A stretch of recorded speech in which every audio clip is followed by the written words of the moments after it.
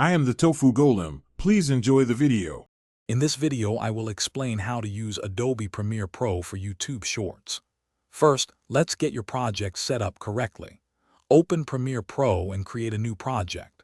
Then, establish a new sequence with a vertical aspect ratio, specifically 9:16, which is ideal for shorts. Make sure your frame rate, often 24 or 30 frames per second, aligns with your original footage for smooth playback. Now that your project is ready, it's time to bring in your content. Import all your video clips and any accompanying audio into the project panel. Drag your primary footage onto the timeline.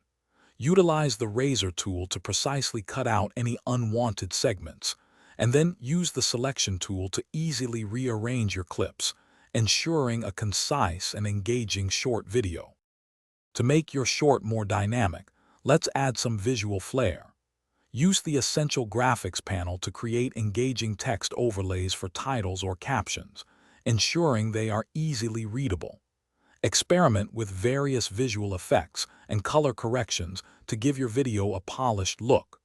Don't forget to add subtle transitions between your clips for a seamless and professional viewing experience.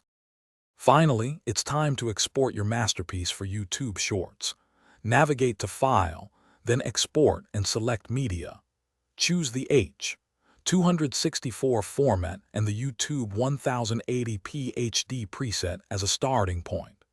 Crucially, change the frame size to 1080 by 1920 pixels to maintain the vertical aspect. Set your target bitrate between 8 and 12 megabits per second for optimal quality and file size.